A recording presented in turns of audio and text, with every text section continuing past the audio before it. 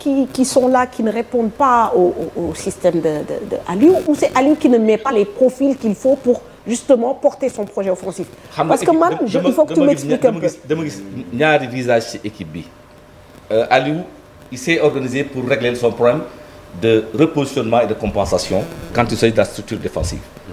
On n'a pas de difficulté réelle. En termes de repositionnement et de compensation défensive, nous n'avons quasiment pas de problème. On peut être rassuré que l'équipe peut tenir un match de but. Sauf cas extra. Oh, ça j'en doute. Si. Lamine, mais là aussi ça se débat, hein, parce que aussi bon adversaire nga am. C'est ça. Parce que le Niger, c'est pas le Niger qui va te mettre en danger. On a vu 4 buts au Brésil. Oui, mais si tu joues contre la Côte d'Ivoire, tu vas subir. Le Cameroun.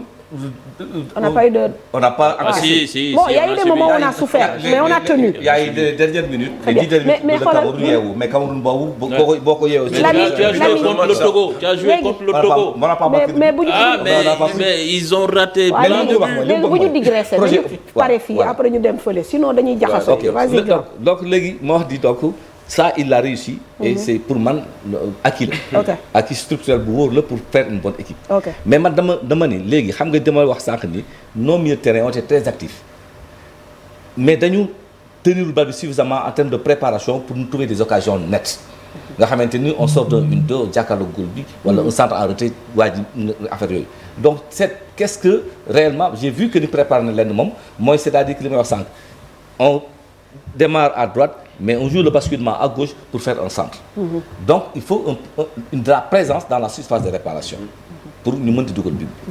Mais maintenant à droite le cas de Ismaïla Sarr bi ñu doon wax léegi foofu Ismaïla Sarr qui est quelqu'un qui dévore la ligne de touche mais aujourd'hui il y a eu presque télescopage entre moom ak Lamine Camara curieusement. Et loolu moom mënu nekk. Parce que loolu ci Ismaïla la.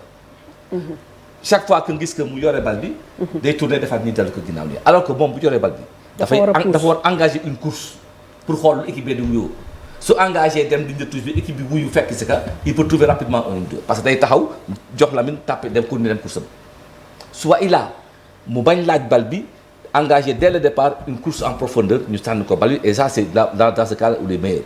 Son troisième aspect yi nga xam ne mën na ko te defu ko mooy quand il attaque la défense en diagonale. Il est capable de le faire quand le couloir est bloqué. Day changer et il attaque la défense par la diagonale nga xamante ni sur un 1-2 il a une frappe une passe. Mais au-delà de Ismaïla Sarr.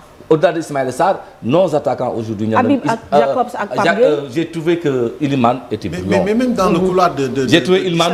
Non mais on va pas rester sur Ismaïla Sarr toute la soirée. Tu sais pourquoi? Xam nga c'est un couloir. Il faut qu'on parle aussi des autres possibilités. Mais attends, non si, tu sais pourquoi j'en parle comme ça?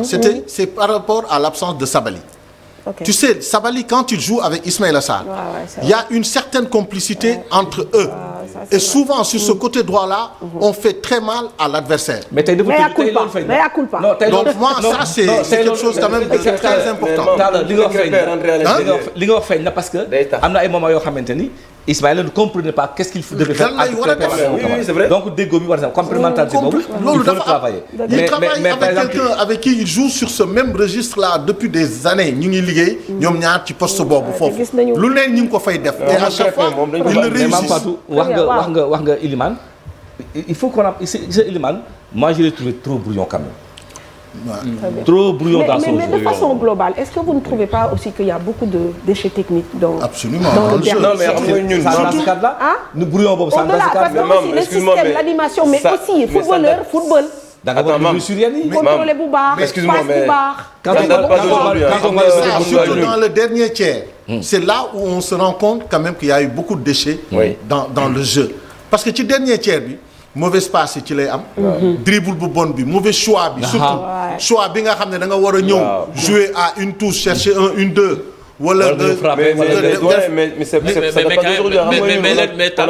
dernier tiers aussi c'est l'endroit le plus difficile. Cette équipe-là a été concentrée. Mais cher à partir de ce moment dernier tiers gis nga foofu ci la ñuy ràññee. borom xam-xam yi. ndaanaan yi. Ah là, c'est la qualité individuelle. mais j'ai pas qu'individuelle, c'est qualité individuelle et collective. parce que ku nekk foofu noonu moom zone de pression la. amul wax foofu kenn du fa waxtaan. kenn du fa hésiter. foofu moom boo ñëwee gars yi ñëw sa kaw. et choix bi ngay def mooy déterminer yow. le terme la détermination. tu xam nga par exemple dama koy wax souvent Jackson su ma ko seetaan ci Chelsea tey tam c'est la même chose c'est-à-dire que tu réussis 2 petits ponts.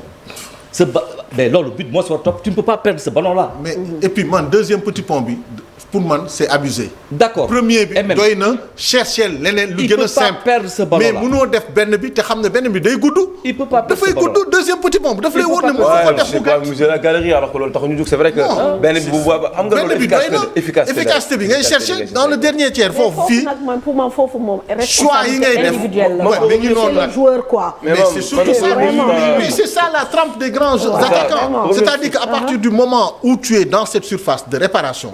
mu wóor na ne réussir nga benn petit pont ñaareel bi loo fa def da nga naan mën na jàll ko mën na bañ a jàll mais par contre la frappe ou la bonne passe que tu peux faire là ça tu te décides et tu donnes une bonne passe tu délivres une passe décisive mais ça loolu c'est mais loolu du entraîneur du kenn c'est-à-dire que c'est le joueur c'est le choix personnel que tu dois faire soit tu joues collectif ne man damay passe sama partenaire dugal wala tu cherches à briller toi-même et là tu deviens individuel tu n'es pas altruiste. À la sortie du